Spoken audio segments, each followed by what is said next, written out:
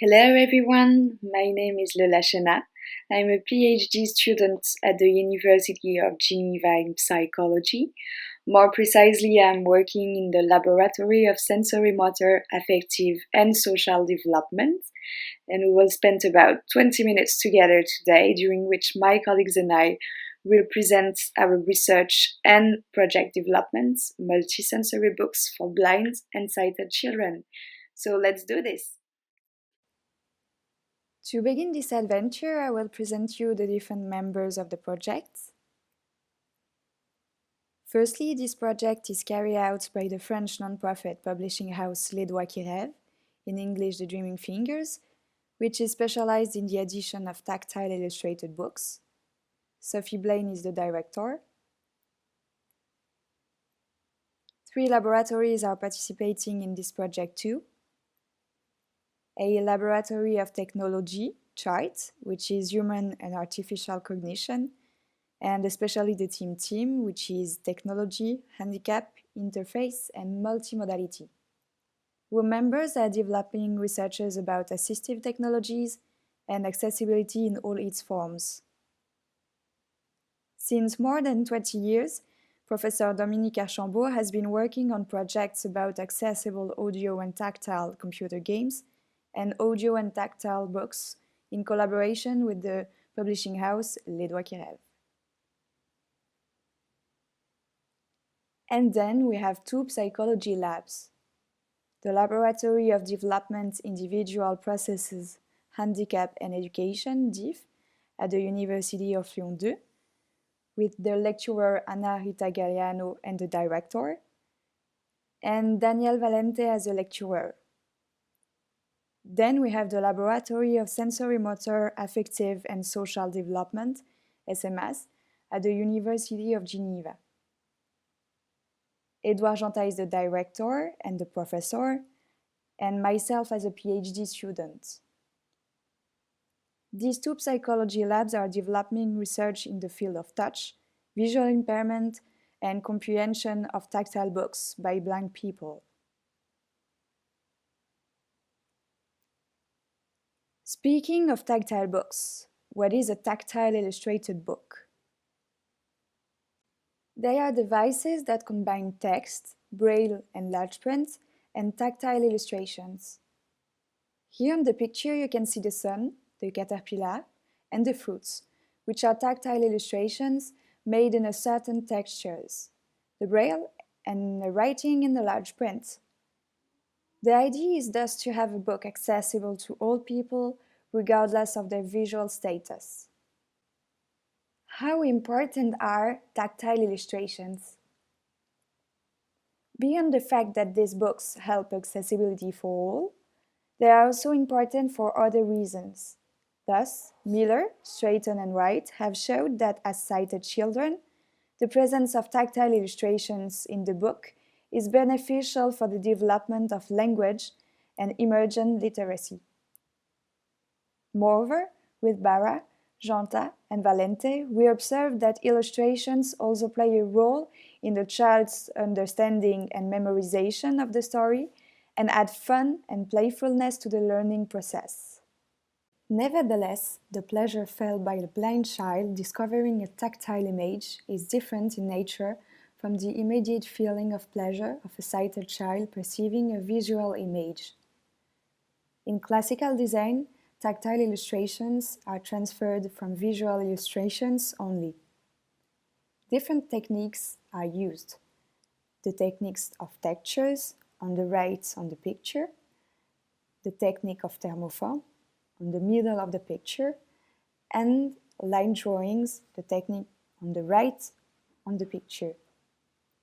Here the lion is represented in profile with its 4 legs, its tail, its head, with its mane.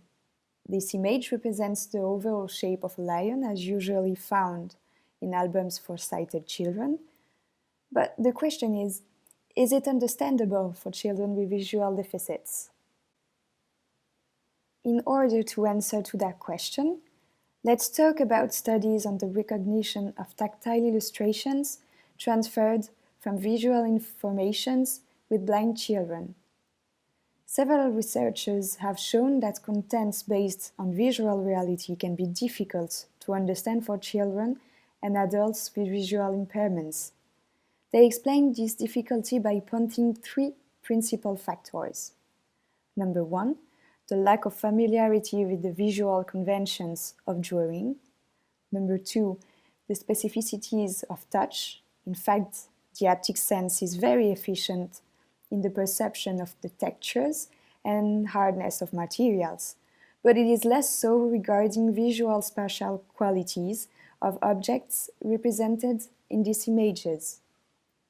And three, the limited ability to generate visual spatial imagery. So, two illustrations exploring other senses. These results invite us to rethink classic procedures of simply highlighting visual illustrations in tactile devices. So the question is, what are the ways of illustrating objects based on other perceptual experience, such as touch, sensory motor, and sound, be more appropriate than visual spatial representations of objects only available to sighted people? And would other properties of objects be more prominent to the blind context? Therefore, in order to respond to these questions, SMS and DIV psychology labs were interested in development and testing of haptic illustrations. As haptic perception comes from the individual's active experience of the environment, it includes all the tactile and kinesthetic experiences of the body in action. Thus, researchers thought about other ways of illustrating objects based on other senses, and therefore not only touch, but also sound and sensory motor experiences. In particular, we conducted two studies to test a new design of haptic illustrations, 3D miniatures that children explored using their fingers to simulate leg movements. Here on the screen, an example of 3D miniatures of a trampoline that was explored with both fingers by simulating two legs bouncing on it, and a 3D miniatures of a slide that was explored with both fingers by simulating the movement of sliding. Following embodied approach, our main hypothesis was that simulations of haptic and sensory motor experiences of the body could facilitate the recognition of illustrations by blind children because it would reactivate the motor components involved in interactions with the miniature objects. These two studies were conducted in partnership with Les Doigts qui Rêvent, who made the prototypes. In Study 1, we examined whether the simulations of actions performed on objects using gestures, here the action simulations by fingers gestures, held the same symbolic meaning to blind and sighted individuals. For this, we asked blindfolded sighted, early blind, and late blind adults to produce action simulations by fingers gestures of 18 action concepts. For example, going up the stairs. Results show that blind and sighted adults had the same motor patterns when simulating several actions. In Study 2, we examined the identification of 7 3D miniatures of action objects by 8 early blind and 15 sighted children, aged 7 to 12, by exploring them through the procedures of ASFG. Results were compared to another experiment, a control one, with 8 different early blind children and 15 sighted children, aged 7 to 12 too, who were asked to identify the same action objects depicted in two-dimensional by a usual technique of texture. Here on the screen, a clip of the tests. Firstly, 3D illustrations. Here the first clip shows the child climbing the ladder and going down the slide with his fingers without difficulty, saying, "A ladder, a slide." On the second clip, The child finds the trampoline and jumps on it with his fingers and makes the noise. Secondly, 2D illustrations. It's difficult for the girl to find out that she is exploring a swing. She says, "Oula! What does that remind me of?" Here the boy easily finds out that it's a slide with a ladder. Results have shown that objects were more easily and quickly recognized in 3D illustrations engaged in simulations than 2D textured illustrations. In addition, the difference of illustrations recognition between blind and sighted children was much less important with 3D illustrations. Thus, results provided scientific evidence of the role of embodied cognition and sensory motor experiences in the identification of illustrations by blind and sighted children. It also means that these illustrations have a very inclusive potential to be relevant for a larger number of subjects, regardless of their visual skills. After these encouraging results, the publishing house Ledoux-Quirev has evaluated a new prototype book combining tactile elements that refer to the experience of the body and sound.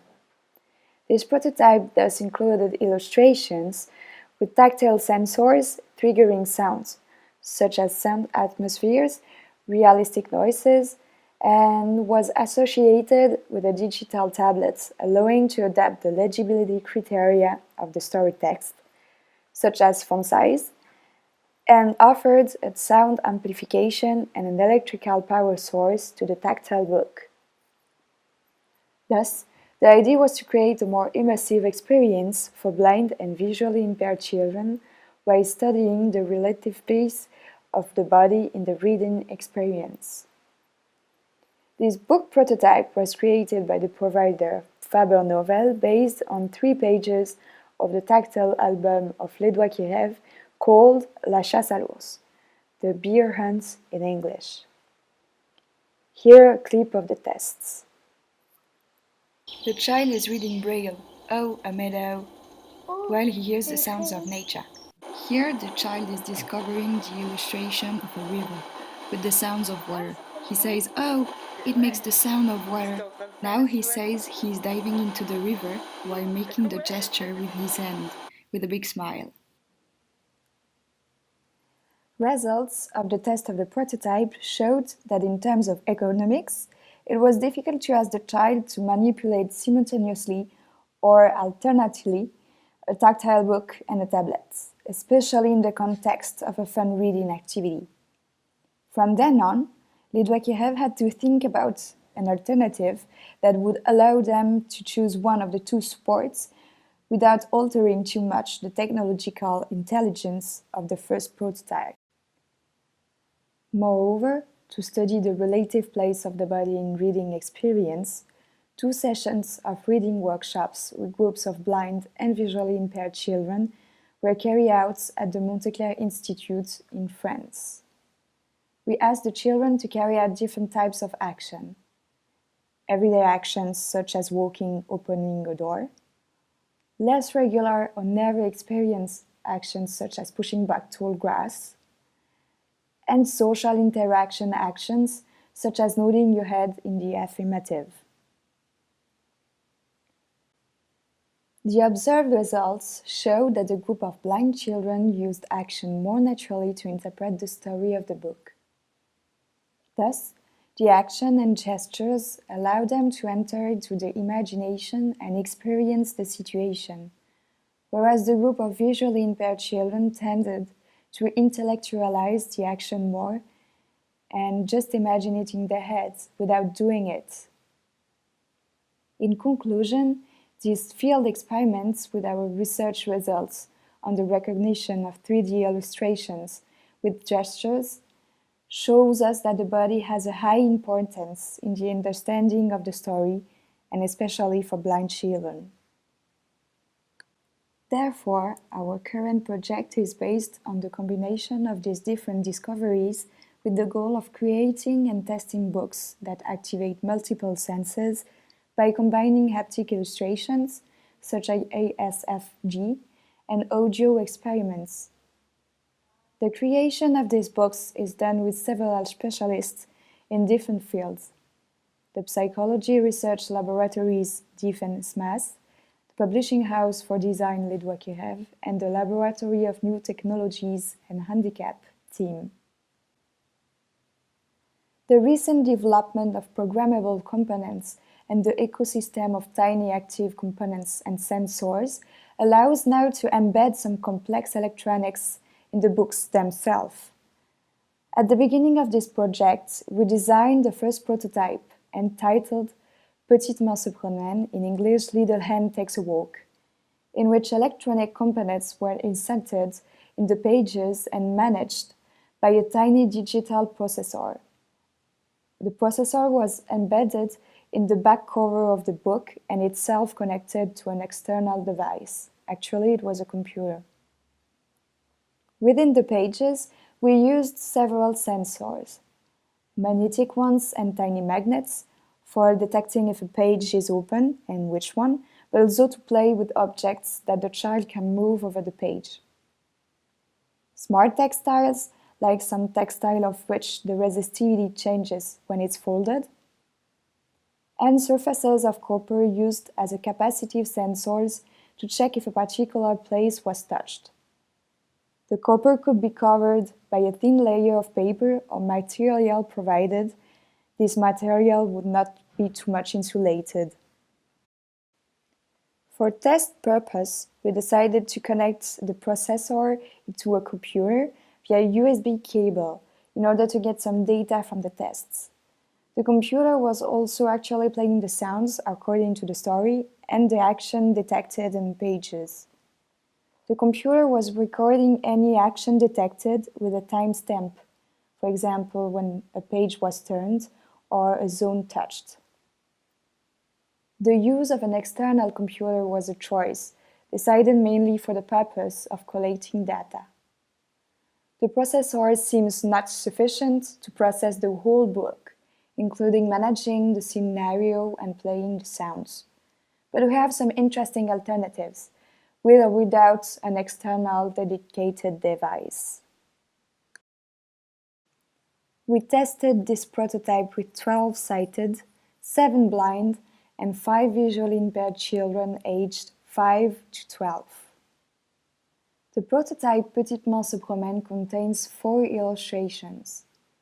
Each one requires different handling that we can include in a tactile book.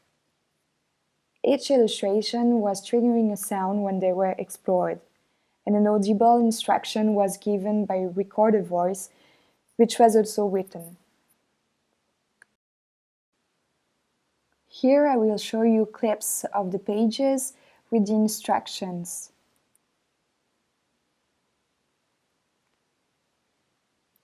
On page 1, the instruction was, "You too, climb the stairs with your fingers." Here we apply the procedure of working with your fingers that we have already studied. The child is hearing footsteps as he walks up the stairs with his fingers.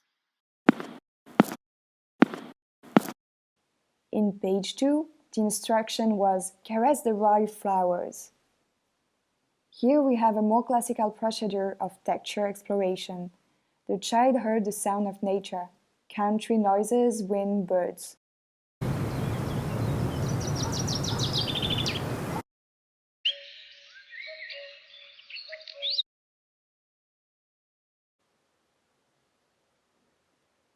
Page 3. The instruction was, "Knock on the door, knock, knock, knock, and enter." Here we have a procedure to simulate a manual action. Here, open the door.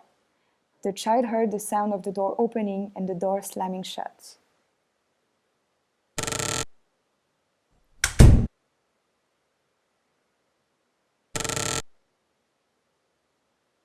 On page 4, the instruction was, "Oh, a little mouse, quick, hide it, so that the cat can find him." Here the procedure is the movement of a miniature object.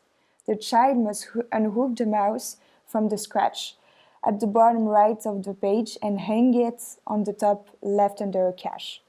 The child heard different noises of a mouse. If the action was accomplished, the child heard the mouse thanking him.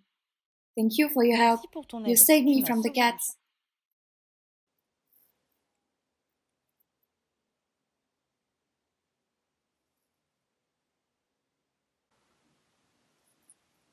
We analyzed individual reading sessions of the book by the children.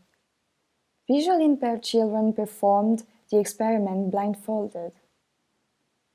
At the end of the reading, the experimenter asked questions about the action performed and the sounds heard. We then asked the child what he had understood on each page, and finally, questions were asked about the child's general appreciation of the book. The sessions were filmed and then coded by 2 independent judges. Each child obtained a score for the matching between the instructions and the expected tactile exploration, the number of actions and sounds recalled, and the comprehension of the illustrations. Preliminary results showed that there was no significant effect of visual status on matching scores, action, sound recall, and illustration comprehension. In addition, high sound, action, and matching reminders were found for each page. On the other hand, the demand for help was higher on subpages. Finally, the children showed very positive reactions after reading. Therefore, the visual experience does not seem to be necessary for the realization of the exploratory procedures expected in this book. Moreover, children demonstrated a very good understanding of the actions performed and the sounds heard, as haptic illustrations combined with sounds created a meaningful and playful reading experience for blind and visually impaired children. However, further testing with more blind and visually impaired children and a group of control of sighted children is needed to refine these results. Based on the results of the tests of Petit Morceau Promène and the discoveries on haptic illustration from our previous research, we are working on the creation of a haptic and sound book that is easy to use at school and in family. The haptic scenario of this book will be based on the working fingers approach and will use the gestures tested and validated by researchers, such as jumping, turning on a turnstile, climbing stairs. As a publisher, Les Doigts qui Rêvent is seeking to design a book that reconciles literary and artistic criteria with optimum accessibility criteria, ergonomics, robustness, ease of use by children and parents, and with economic constraints that will be durably compatible with the construction of a collection whose distribution will be as wide as possible via traditional distribution channels. From a literary and artistic point of view, so that the gestural instructions given to the child are subtly and intimately mixed with the story, the challenge was proposed to the French illustrator Lucie Félix. Books created by Lucie are narrative, poetic, with experimental multisensory objects. She is notably the author of La Promenade de Petit Bonhomme, a book for sighted children where the main character is your hand. This approach is in dialogue with the working fingers approach developed by researchers in the field of tactile illustration for blind children. At the moment, the haptic scenario and story is being co-created by Lucie Félix, Daniel Valente, and the team Les Doigts qui Rêvent. At the same time, a team in new technologies and interactive design is working on the technical aspects related to the prototype. New test sessions are scheduled with the children to evaluate comprehension and reading experience. Our presentation ends here. Thank you very much for your attention.